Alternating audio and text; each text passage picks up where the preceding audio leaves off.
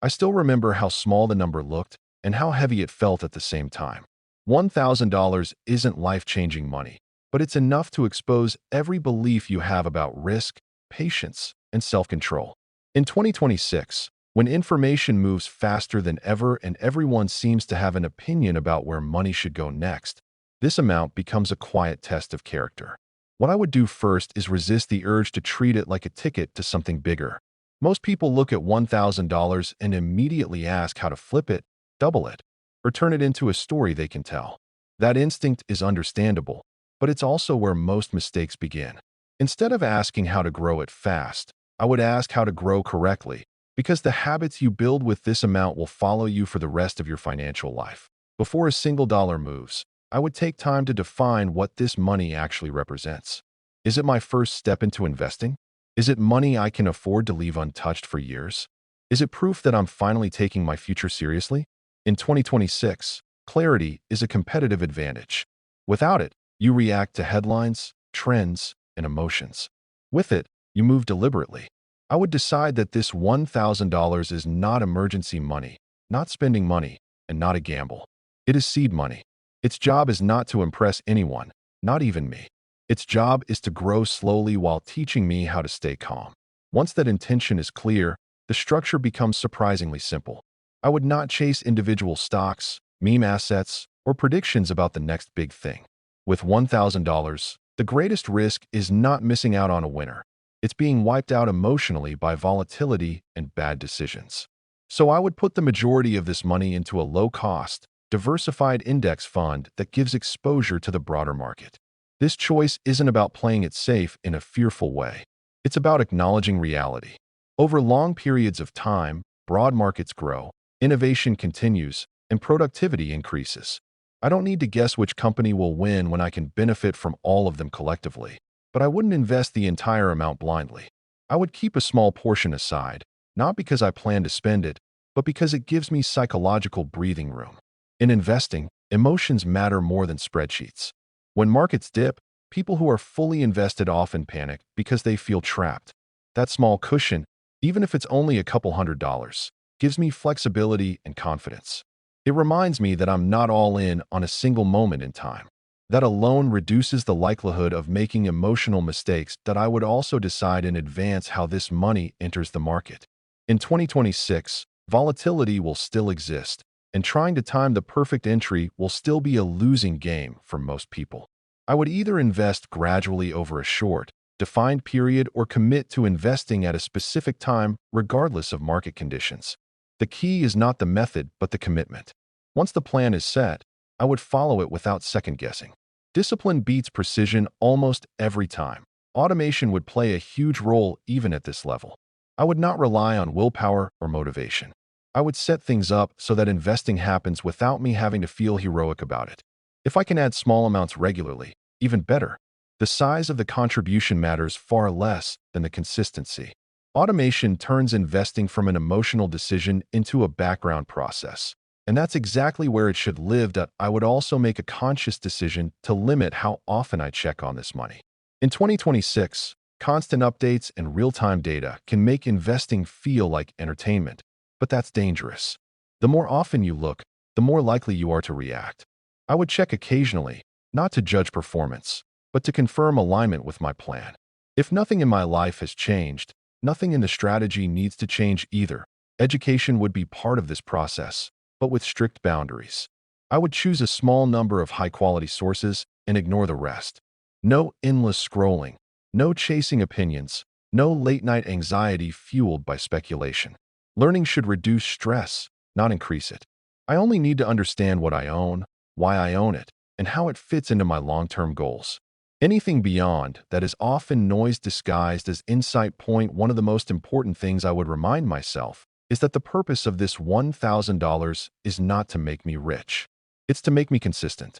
If this money grows slowly, that's fine. If it goes through ups and downs, that's expected. What matters is that I stay invested and emotionally steady. The real return here is confidence. Confidence that I can follow a plan. Confidence that I don't need excitement to stay engaged. Confidence that I can trust a system instead of my impulses as the year unfolds. There will be moments when the market drops and the headlines turn dramatic. In those moments, I would do nothing. Doing nothing is often the hardest and most profitable decision an investor can make. I would remind myself that volatility is normal, temporary, and necessary. Without it, there would be no reward. Selling out of fear doesn't protect you. It locks in loss and teaches you the wrong lesson. I would also pay attention to how this investment affects my mindset. Does it make me anxious, or does it fade into the background of my life? The goal is the latter.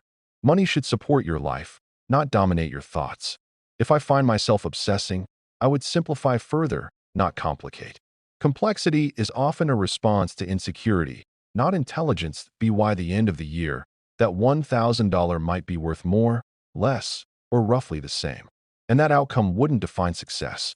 Success would be knowing that I followed through, stayed disciplined, and didn't let short-term emotions derail a long-term plan. Because once you prove to yourself that you can do that with a small amount, scaling up becomes far less intimidating. This is how I would invest $1,000 in 2026, quietly, intentionally, and without drama. Not trying to outsmart the market, but aligning myself with it. Not chasing stories, but building habits. Because money grows best when it's treated as a tool, not a thrill. And this first step, done correctly, becomes the foundation for everything that comes next. When the amount grows to $10,000, the conversation inside your head changes completely. This is no longer symbolic money or a practice round. This is money that represents real effort, real sacrifice, and real opportunity. In 2026, $10,000 sits in a dangerous middle ground. It's enough to matter deeply, but not enough to recover easily from reckless decisions. That's why what I would do with $10,000 starts not with excitement, but with restraint. I would slow down on purpose, because speed is the enemy at this level. Most people feel an almost physical urge to put the money to work immediately, as if cash sitting still is somehow failing them. But money that moves without a plan doesn't work. It wanders. And wandering money usually gets lost. Before investing a single dollar, I would look at my entire financial ecosystem. Not just this $10,000, but everything around it. My income stability, my emergency fund, my upcoming expenses, my debts, my lifestyle. In 2026, pretending that investing exists in isolation is one of the most expensive lies people tell themselves. If I don't have a proper emergency buffer, part of this money would become that buffer, no matter how badly I want to invest it all. There is nothing intelligent about being fully invested and one unexpected expense away from panic selling. Peace of mind is not a luxury, it's an asset. And I would protect it first. Once my foundation is solid, my next move would be to give this money clear roles instead of treating it as one big pile. Money behaves better when it has instructions. I would mentally divide this $10,000 into distinct purposes, even if it sits in just a few accounts. The largest portion would be designed for long-term growth. This is money I don't plan to touch for many years, money that should benefit from compounding rather than constant decision-making. That core would go into diversified, low-cost index funds that reflect the broader economy. This choice doesn't change just because the amount is bigger. If anything, it becomes more important. The more money involved, the more dangerous ego becomes. Index investing keeps ego out of the room. In 2026, diversification is not just about owning many companies. It's about owning resilience. I would make sure this core exposure isn't overly concentrated in one sector, one country, or one idea about the future. The world changes fast, and the winners of the next decade won't look exactly like the winners of the last one. Broad exposure allows me to benefit from progress without needing to predict its exact shape. I don't need to be right about everything. I just need to avoid being catastrophically wrong.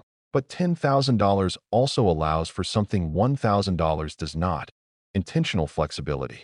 With this amount, I would allow myself a limited, clearly defined space for higher growth opportunities. Not because I'm chasing excitement, but because this money can handle a small amount of risk without destabilizing my entire plan. The key word here is defined. I would decide in advance exactly how much of this portfolio is allowed to take on higher volatility. That decision would be made calmly, not in response to a headline or a trend. Once set, that boundary would not move easily. This portion might be allocated to specific themes that align with long-term structural change, not short-term hype.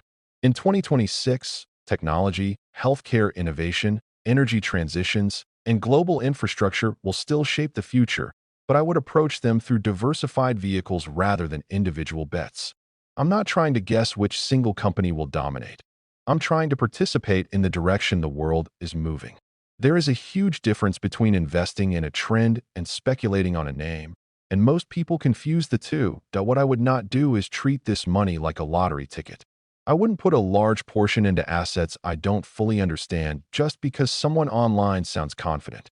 Confidence is cheap in 2026. Evidence is not.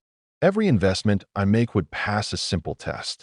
Can I explain why I own this in one or two sentences without using buzzwords?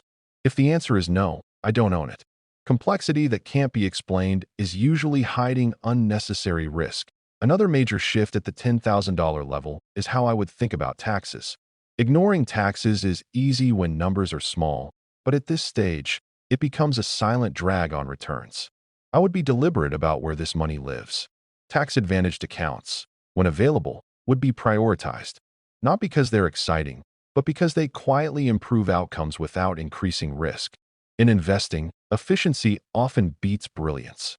Keeping more of what you earn matters just as much as earning it. I would also be intentional about how this money enters the market. Dumping all $10,000 in at once might be fine mathematically, but emotionally, it can be destabilizing. I would choose an approach that I can stick with regardless of market conditions. Maybe that means investing in stages over a defined period. Maybe it means committing all at once and refusing to look back. The method matters less than the commitment. What destroys returns isn't the initial decision. It's the constant second-guessing afterward. One of the most important things I would build around this investment is a personal set of rules. Not rules imposed by a guru or copied from a book, but rules that reflect my behavior. When do I review my portfolio? Under what conditions do I make changes? How do I respond to market drops? These rules would be written down, even if only for myself. In moments of stress, rules protect you from becoming your own worst enemy. They turn emotion into procedure. I would also deliberately reduce how much external noise I allow into my decision-making. In 2026, financial content will be louder, faster, and more persuasive than ever. Most of it is designed to trigger action, not wisdom.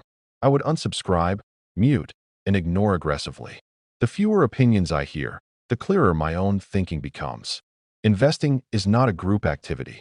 It's a personal discipline. As months pass, I would rebalance gently, not reactively. If one part of the portfolio grows much faster than others, I would trim it back to maintain alignment. This forces a behavior most people avoid, selling what's done well and adding to what's been boring. It feels counterintuitive, but it's one of the few reliable ways to manage risk without trying to predict the future. Rebalancing is not about maximizing returns. It's about controlling exposure. Emotionally, this is where investing becomes truly challenging. With $10,000, market swings start to feel personal. A bad week can erase months of contributions on paper. This is where many people panic, not because they've lost money, but because they've lost certainty. In those moments, I would remind myself why I invested in the first place. This money has a long timeline.